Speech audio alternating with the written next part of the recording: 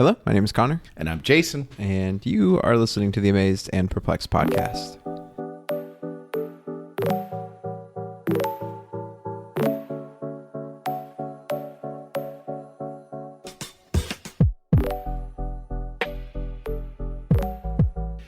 So we have, it's not a detour, but we have delved into the book of John more in the chronology, yeah, that I have found for us.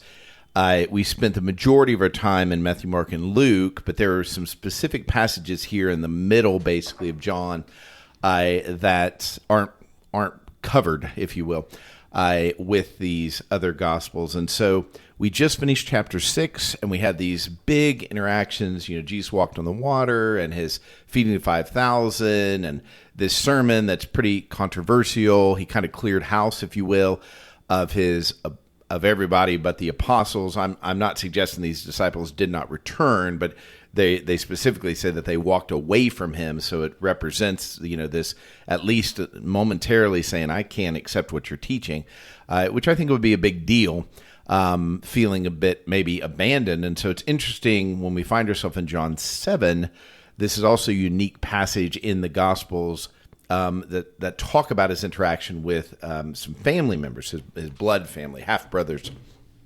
And so just curious, anything that stirs in you, Connor, that might prepare us for this story? It's something we've talked about many times, and if you're a first-time listener, you will talk about it many times coming up soon, because it's a point we tend to harp on. But it is just, it's quite remarkable, the turnaround we get here from John 6, where Jesus will say these very hard teachings, and then so many of his disciples will desert him, and he's left with, very little. And then immediately after this, we get more misunderstanding from people right around Jesus that should understand him.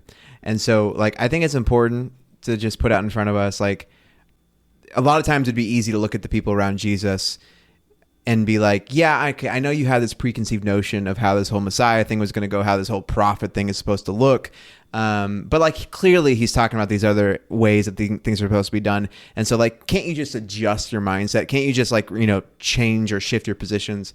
But to give dignity to these people, I think it's important to remind ourselves just how hard it is to change our mind. And when something has become so entrenched in us and it's part of our identity, both religious, social, cultural, and even familial, possibly in this sort of way, those ideas are so deep inside of us and so buried deep that in the same way that you might have particular belief about a political issue, and you are just so frustrated because aunt or uncle disagrees or sees things in a different way.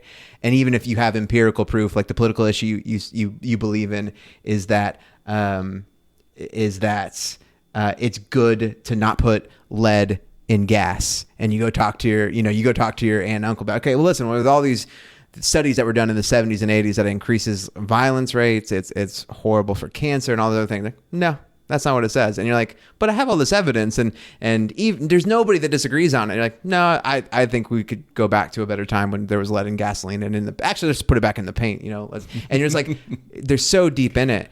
And the dignity that I want to give, the metaphorical uncle and aunt here and Jesus' brothers and the disciples, even myself, is there are areas of belief for me that are so entrenched and core to who I am, that simple words and simple facts aren't enough to penetrate. And in this circumstance, I think it's going to take the Holy Spirit. It's going to take a movement of God to dislodge me from my entrenchment. Yeah, I really appreciate that. And I think that's a good frame of mind. One of the things that, Connor, you talk about is specifically as we're doing this interaction with the scripture, as we're processing through the chronology of Jesus' ministry, that dynamic of giving dignity to each person. And I think that's really something we have to put in the front of our minds as we read this, because his brothers aren't idiots. They're not bad people. Mm-hmm. But they're I'm dug in the same way. Yeah. You know, I could find an issue. I was talking to somebody even recently, and so we're in 2025 right now, and they were talking about a problem in their family because one of their family members didn't get the vaccine. You know, and I'm not making a pro or con discussion about the vaccine. I'm just saying this is something they're still trying to recover from 5 years later. And that vaccine discussion, now there's a more generalized, but for the vast majority of the population, they weren't thinking a lot about it until COVID came along and the vaccine, and then all of a sudden you had to have an opinion, and not only have an opinion, but you had to be vocal about that opinion. Like you needed to let people know where you stood. It wasn't enough just to do it or not to do it. And I think that when we start to think about being that dug in, that's what his brothers would have felt. Like you have to have an opinion on these things.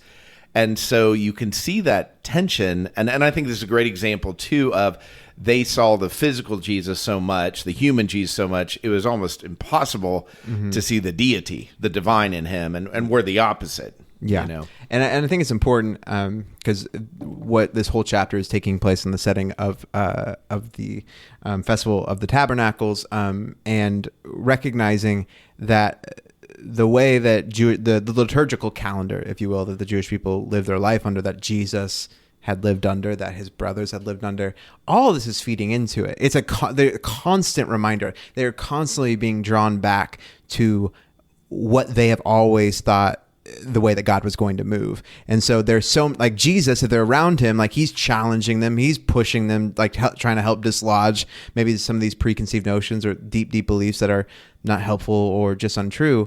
But then so much of what they're doing, like when they go to the Festival of the Tabernacles or when they're around, when they go to synagogue, all these things are reinforcing so much of what Jesus is trying to show them is unhealthy and unhelpful. And like just to, give dignity to people like that. And in your circumstance, I love your example of the vaccine thing, because I knew people that on both sides of that issue that couldn't possibly conceive of the other's perspective, and not realizing, and both of them being in such. And again, like I have obviously it's not a vaccine podcast, but like I have thoughts, I have my own thoughts, things that I would want to say. But you got a vaccine podcast? That's no, amazing. It'd be crazy. I would be very unqualified for that. But like when somebody was either very pro-vaccine or nothing ever bad has happened because of vaccines. Most of the time, the very pro-vaccine people, if they're going to if you're pro-vaccine, I'm anti-vaccine, Jason, we have a conversation about this and it's very contentious and angry. And I feel like you're not taking my points into consideration or vice versa. Right. I'm going back and I'm only interacting with people pretty much that share my viewpoint, and vice versa. And again, like there can be right viewpoints and there can be wrong viewpoints, but it's also like, okay, if I think Jason is completely wrong on a specific issue, but then the only time he ever comes into conflict with it is like with me, and then he goes back to everybody else in his life being like, yeah, Jason, you're correct. Like why? Like it's hard for me to be mad. Like if I can recognize that, it's a lot easier for me to have sympathy and empathy and understand, and not be like, well, there's all the facts here, Jason, for whatever the pet issue is, and nothing's ever simple, nothing's ever easy in these things, but it does help me treat people with dignity. And then I go, okay, wait, maybe there's this empirical issue that like I have every single fact, every single study that's ever done, every single whatever that's ever been shown that shows that I'm right, and I know that Jason is just really entrenched in this thing that's just completely wrong. I'm like, it's easy for me to be like, wow, what a dummy and what an idiot, but then almost certainly there's going to be something that I am on the other side of the issue with, where everything is pointing against me, and I've dug down deep. And so when it comes to things of God, and how God wants us to understand him and how he wants us to live, my continual prayer for myself and for the people around me that I love is, if I believe anything about God, that if anything I believe about God is true, it is not because of the miracleness. It's not because of the miraculous nature of my intellect of being able to reason it out. It's only because of the Holy Spirit moving me and shaping me. And sometimes that's through ethereal not prods of the Holy Spirit. Sometimes it's people around me who have the Holy Spirit inside them acting themselves. So I just think that's important to throw out there. Absolutely. Well, and I do want to say, I'm going to jump in here to John 7, but brace yourself, because if you're looking for an interaction between Jesus and his family and think, I would love to see an interaction between Jesus and his family, then I'll know how to interact with my family. You're going to be maybe more perplexed than amazed. So here we go. After this, Jesus went. So this is after everybody deserted him but the 12. And I find it fascinating. He's alone again. So I don't know what that says to us, but it literally starts with after this. Jesus went around in Galilee. He did not want to go about in Judea because the Jewish leaders there were looking for a way to kill him. But when the Jewish festival of tabernacles was near, Jesus' brothers said to him, "Leave Galilee and go to Judea, so that your disciples there may see the works you do. No one who wants to become a public figure acts in secret. Since you are doing these things, show yourself to the world." For even his own brothers did not believe in him.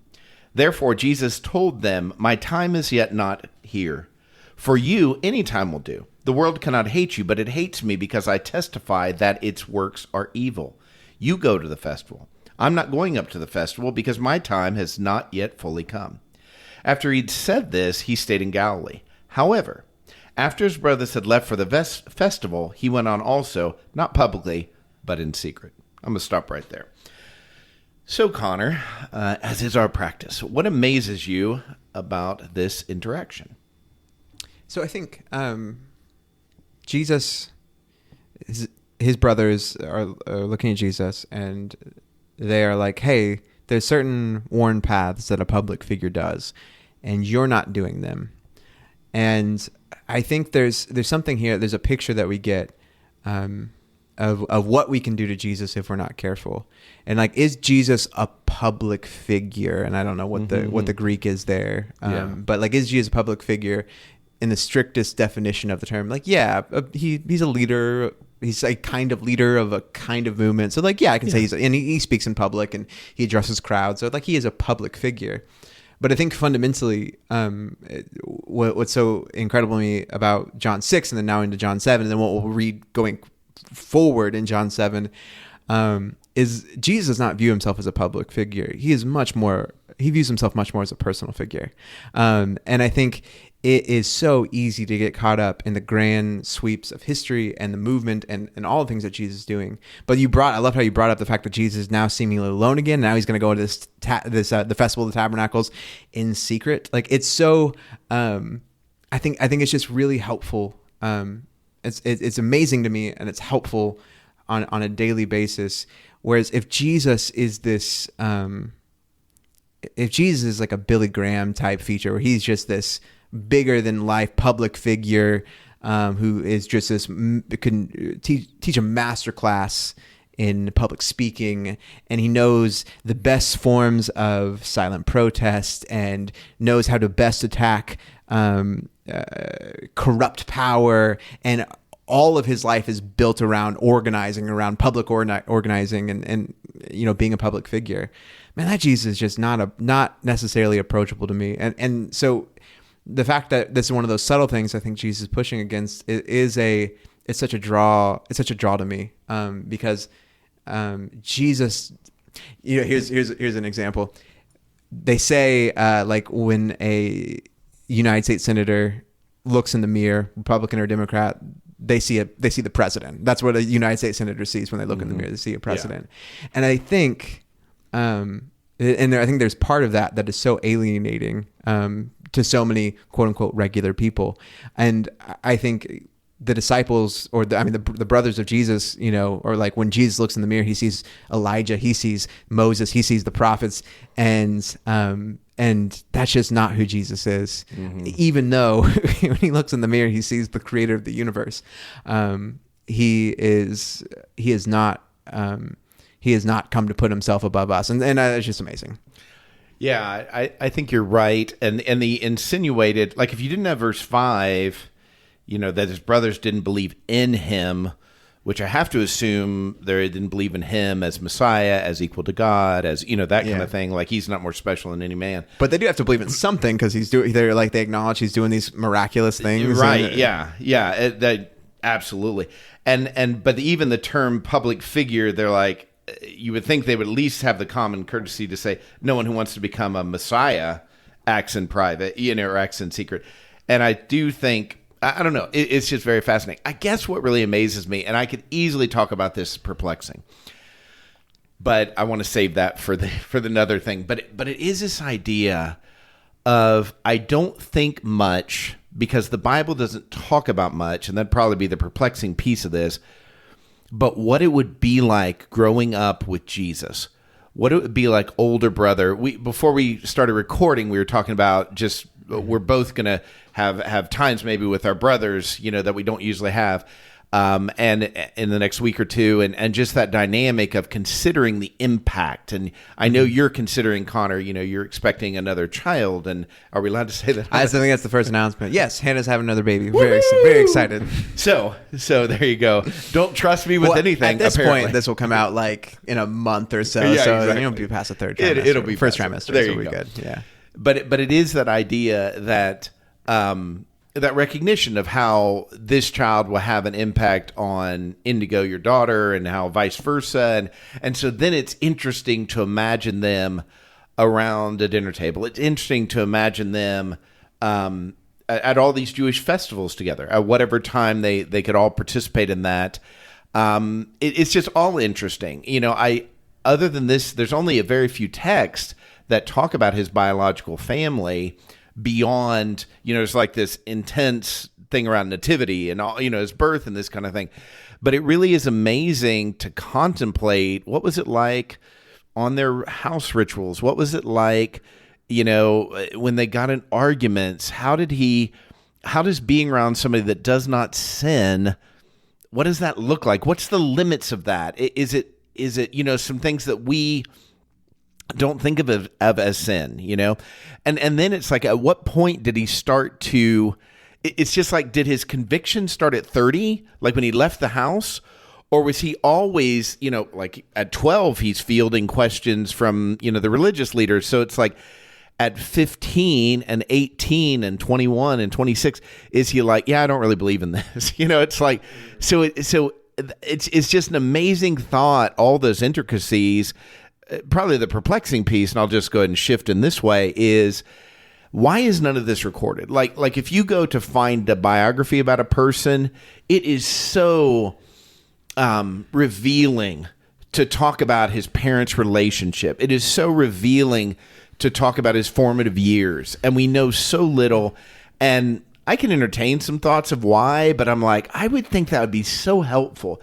Like I've heard people say, he didn't start his ministry till 30 because that was the norm. People didn't listen to people till they were 30. I'm like, well, they didn't listen to him anyway, the religious leaders. That's very true. But I'm like, why not start at 18 or 26 or whatever, So there's a lot of mystery around that's generalized that does come up. I'm like, wouldn't they have more respect for him because they'd been with him day in or day out? Or, he does say a prophet's without honor in his hometown, but not in this particular context. And I'm like, and then that's another question. Like, where were they when he was about to be thrown off, the precipice, by his hometown people? It's just a fascinating, amazing, and perplexing dynamic of him having relationships and then recognizing, so am I supposed to lie to my family when they're trying to pressure me? And it's not a lie. It can't be sin. He does leave later. It's not his time, but it does feel misleading and deceptive, and so that's the other part. I'm like, how do you have relationship? Do I have the leeway with non-spiritual family members to say, hey, here's what you want to hear? I'm not going to lie to you outright, but you're going to do what you're going to do, And there does seem to be a little of him saying, think what you want to think. Like, why not correct him and say, guys, I'm the Messiah. Mm-hmm. Instead, he's like, yeah, it's not my time, and my people will know, and okay.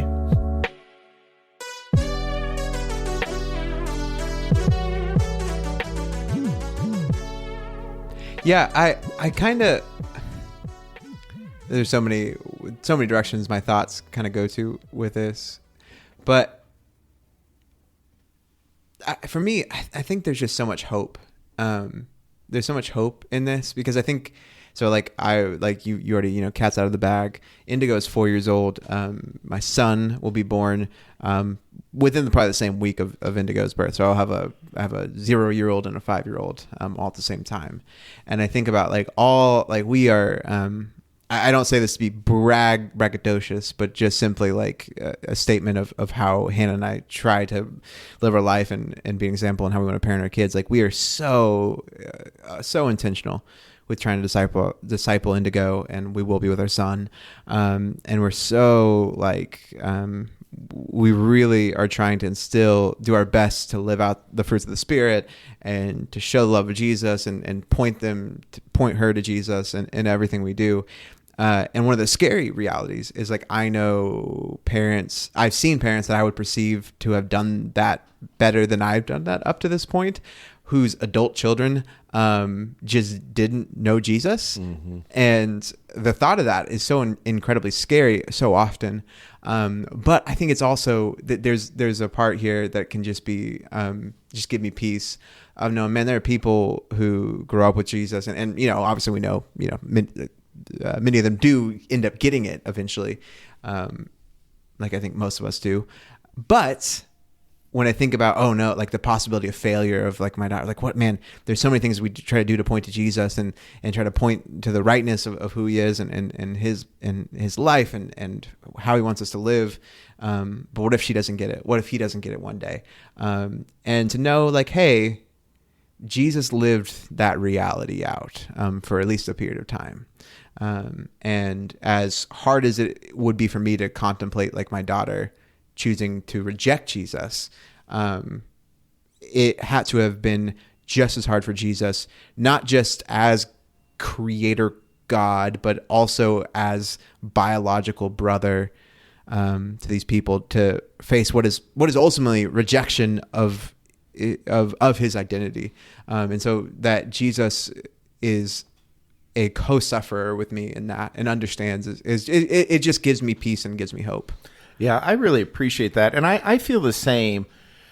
I have often struggled with my own children, with who are, both of them are adults now, with siblings, with more distant relatives, with my own grandparents even, when I got to a point and I'm like, man, their relationship, they talk about God, but it doesn't seem to affect how they're doing things. I've even written a letter to my certain family members over the years, just saying, hey, I'm just asking.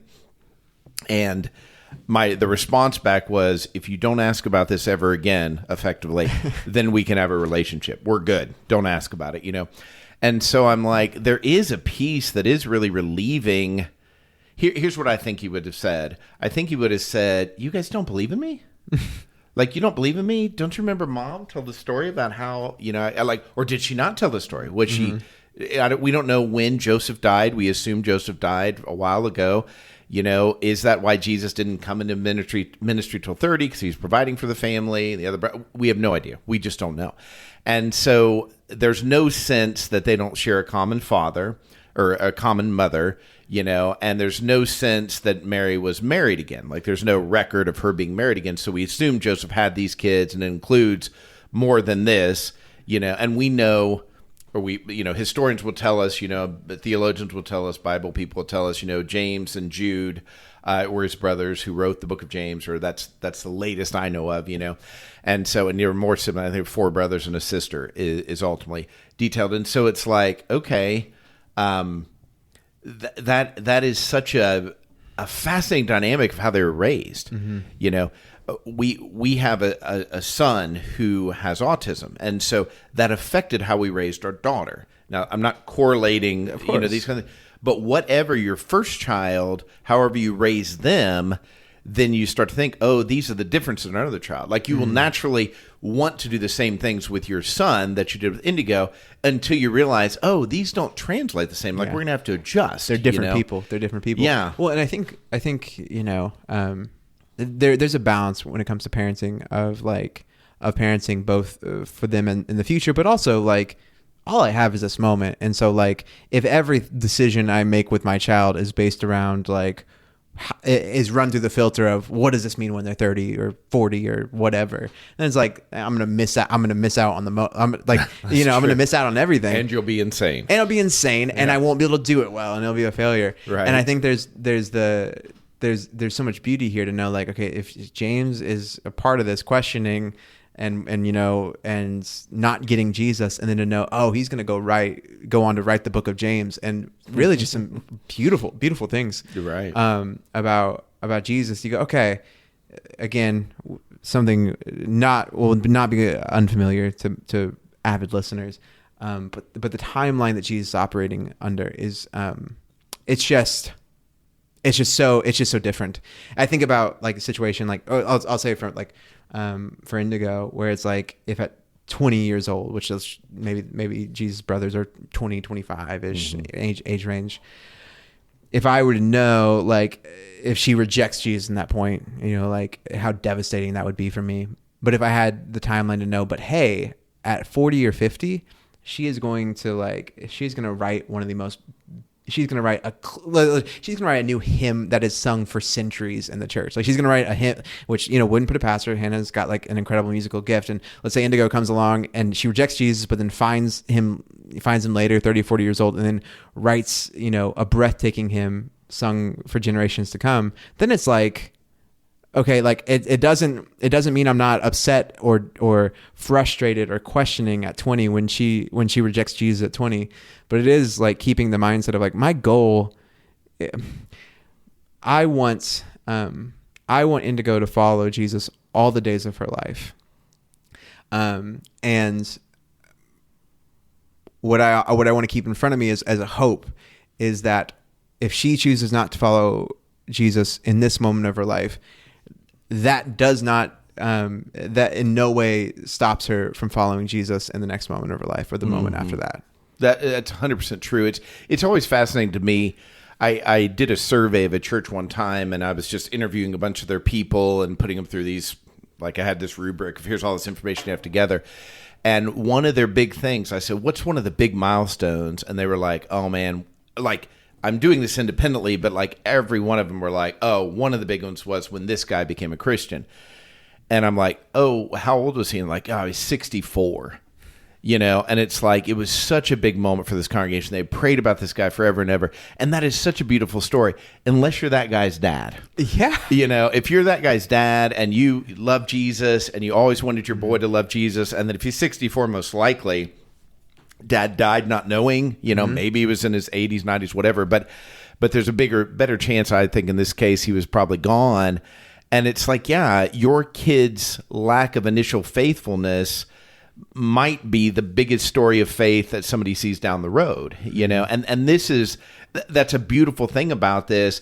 The other thing is, it raises the question, if you're really a good parent and your kids don't have faith. Now, Jesus wasn't their parent, but it's like, are you a good sibling if you're the son of God and nobody in your family seems to believe? Was Mary a bad mother? Was Mary a bad mother? Joseph a bad father? I mean, and this is one of those things. We'll get to a story in a couple chapters in John where they're like, why is this kid blind? Is it his parents' fault? And there's a similar thing, like, why aren't his brothers responding to his message?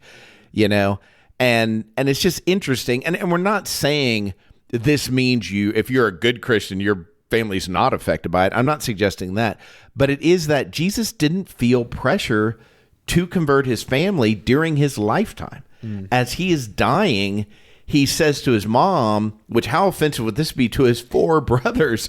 Hey, John, the apostle, is now your son. I'm like, well, number one, the 4 brothers aren't there at his murder. I mean, like, you'd think they'd show up for the death penalty. So the 4 brothers aren't there. And it's like, and by the way, they're more than one because it's plural sisters. So 2 sisters, 3 sisters. But it is that idea. None of his other family's there. I mean, it's appalling, that you would know somebody's going to die and you're like, nah, I ain't making that walk.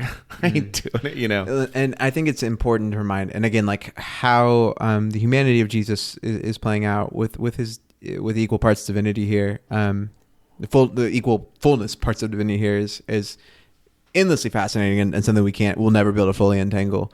But I do think it can be said that, like, there's probably in the human mind of Jesus, there's probably a unique attachment he has to his brothers and sisters. he would have had a deep desire, both as their brother, but then also as the Messiah, for them to understand and to have and to realize who his identity was, because they're family, but then also because they're his children. And I think there is urgency to the gospel message, and I think there is urgency to the offering that Jesus can give to people. But I also think the urgency of God, the motivations of the urgency of God, I think is a lot different oftentimes than the motives we have when we have urgency over something. Absolutely, yeah. And I think that's the ultimate good read. Is this is like any other interaction that Jesus had, and you would think, okay, if I run into the woman at the well, if I run into the rich young ruler, if I run into the widow of Nain, if I'm doing these things, and I participate in this act of God that is just mind-blowing or life-giving or restoring to a person's spirit, I would think, well, I need to stay around to help them through the next steps. And Jesus' confidence in God working when he's not present, through the roof. I mean, what an example to us. That Jesus entrusted, he's like, yeah, anything I'd say to you right now, brothers, other than what I say to you, you're not going to hear it, number one. And number two, it's going to become about me and not about God. Mm-hmm. And so he answers their question in a relatively diplomatic way. And in answering the question, I do want to be clear. He is not denying who he is. He is not lying about who he is. Now, you got that contention about that feel of, why don't you just go with him? Or why don't you say, I'm going later, and instead he's like, not my time, which is a bit, it's not deceiving. It's cryptic, mm-hmm. and it leaves for them the window to, if they wanted to ask more questions, they could, but they don't, apparently. And so it is that idea that at the root of this, and the root of all of Jesus' interactions, is not his confidence in himself, it's his confidence in God. And I think that's really one of the big takeaways for me in this, is when I'm in tension, specific to this point, when I'm in tension with my family, and they disagree with me. And this could be about anything, but we'll say it's about Jesus. And I've said this to my kids. I'm like, we're going to have disagreement, but I didn't choose to love you because we agreed. Mm-hmm. I chose to love you because God gave you to me. And I'm going to love you whether we agree or don't agree. We agree or disagree. There's that word. And so that dynamic of Jesus living this out, he's like, yeah, I don't love you mm-hmm. because you agree with me. And even about this most important thing, I love you simply because you're my brothers, and I'm going to meet you where you can handle it. I answered your questions. You moved on. I moved on. And basically, hey, I'll see you after the resurrection, and that spirit. Because by the time they start to bring together the church that's in Acts, his brothers and mom are part of the movement. Yeah. Man, it's so good. Maybe for my perplexion, we can kind of help. You can help tease out the I don't know, lie isn't the right word, but whatever the sequence of events that happens here, where Jesus says, hey, I'm not, you're telling me to go, I'm not going. And then Jesus secretly goes. And so here's where my brain is at with this sequence. And again, like no matter what, it is cryptic, but I think there is a material, there is material difference between, what the disciples are asking, what the brothers are asking Jesus to do, and what Jesus says he, won't do. And so there's a sense in which, what the brothers are asking or telling Jesus to do is, hey, go to Judea, go and basically announce yourself as this public figure. Go take your step into the spotlight. If this is what you want to be this, big guy, this is how you take the step. And my read of it, and I think you had an interesting read, which I think I agree. I do agree with part of it in terms of the way that Jesus is responding directly to his brothers and talking to them. But my other read is also, Jesus doesn't say, like Jesus says, how does he phrase it? You go to the festival. I am not going to this festival because my time has not yet fully come. I do wonder if there's a read of it here where the brothers are saying, go up to this festival and announce yourself basically as this public figure. And Jesus is like, no, I am not going to announce my, like that is not what this is about. Like, I am not going to do this. And so I wonder, and it doesn't feel clean to me in any way, if the way that, like, not that I feel like Jesus needs to Jesus juke out of sin here, but how I square this, is what Jesus ends up doing, going secretly, is materially different than going as a public figure to announce himself and his ministry and to gain followers. I totally see that. And when I look back, and this, we understand this principle, it's like, out of context, a lot of stuff can be interpreted a bazillion different ways. The context that the brothers have created is specifically about this public figure. The first sentence is, you should go show your disciples so they can see it. And where? In public. Obviously, public figure there in verse 4. And then in the next part of verse 4, since you're doing this thing, show yourself to the world. The emphasis of their conversation is, you've got a date with destiny, basically, is what they're saying. Now, because it follows it immediately with, they don't believe in him, it's right. And honestly, when I was reading this, I was like, okay, what if I've never read this before? I would have to read, once you get to verse 5, it's like you got to go back and reread 3 and 4 to add condescension, to add satire. Mm-hmm. You know what I mean? It's like, really, oh, how ironic, you're not going up. Oh, you should be there, no public figure. And I tried to minimize that because I already knew, of course, what 5 said. But it is that idea of, and this is something I think is really important when Jesus answers that we miss a lot, is he's not responding in, oh, here's my chance to answer this theological question. He's literally answering the question that's being asked of him in the spirit it's being asked. And it's not just here, it's all over the place. And I think our interpretation sometimes is off because we take a verse totally out of context and say, here's what Jesus said. I've even had people say, we're not suggesting love isn't Jesus' greatest command, because he comes back to it. But in that context, a lawyer is asking, what's the biggest law? You know what I mean? And so we have to think through, and I feel consistent about my general interpretation of it still, but I do think that's right, because when a lawyer is asking the question, what's the greatest command, that may look very different if the poorest person, the one that's most victimized, says, hey, what's the greatest command? And he may give an answer that's slightly different. I think it still involves love, but it's like, yeah, take care of people. Mm-hmm. So that's still love, but it has a different expression. And I think this is really important. I think that's a good, not that you're correcting me, but I do think that's a good angle. It's like, yeah, mm-hmm. He is not responding to generically, should I go to a festival? Yeah. Or when should I go? He's responding specifically to their call that says, hey, if you want to be a public figure, you better get out there. Yeah. And he's like, that's not what I'm doing. So it's not just that he's going secret to them. Uh-huh. He's going secret to the whole of it, versus when he comes into the city and it's not a secret. Yeah. And all the people are coming out and cheering him on. There's also a difference where his brothers, it's not a, hey, you should do, hey, like, do you think maybe you should go? It's a, hey, leave Galilee, go do this. It's a directive, not a questioning sort of thing. And I think it's important because, like, when we come into, all of Scripture should be and can be nuanced.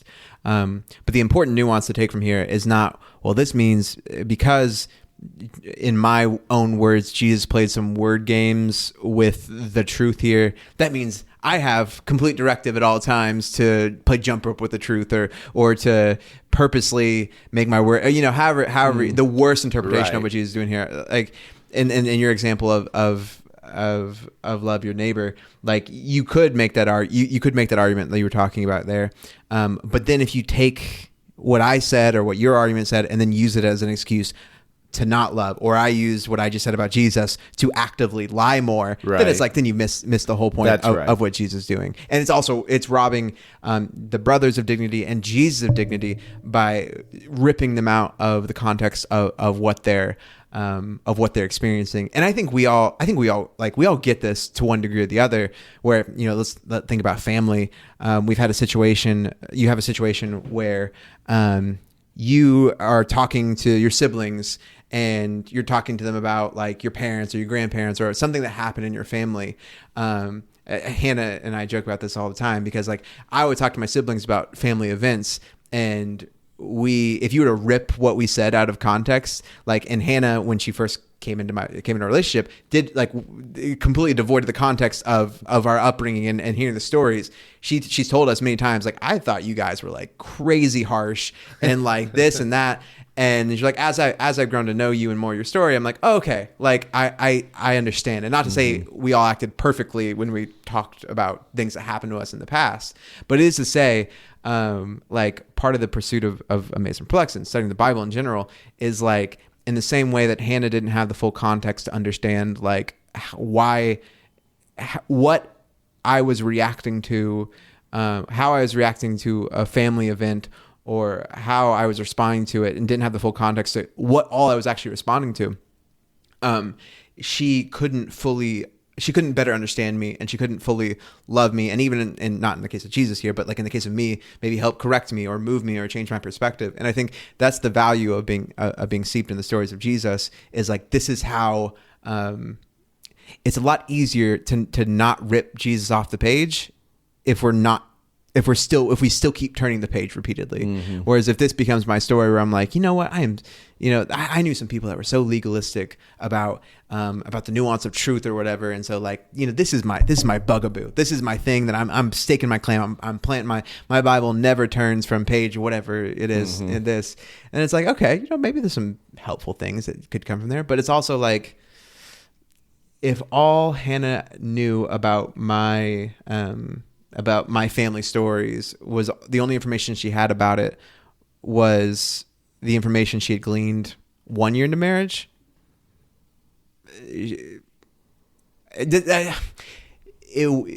her ability to love me and to help me grow and to understand me and see me better would be so limited. Does that make sense? It absolutely does. And I think most, I don't know. It's not that there's not some intelligence in your view, but I do think when people hear that, they'd be like, yeah, that rings with truth, And that's the great irony to me, is that God built a system. When you think about how you treat people, the more you know about those people, and you got to have space then for the more you know about them, the more you find their bad stuff, the part that offends you. But the more you know about people, the more you understand people, and then you have a choice. But if you choose to love them, you can love them better. In other words, if I know, we got into a car, I have a nephew that's in town, and we got into our car, and our windshield has a crack in it. And it's like directly line of view. Like, I was supposed to get it fixed today, and they put me off, so getting fixed tomorrow, kind of thing. But when he got in, he's like, oh. He's like, man, I don't know why, but that really bugs me. And I said, oh, should I have given you a trigger warning? You are now entering a car with a crack in the windshield.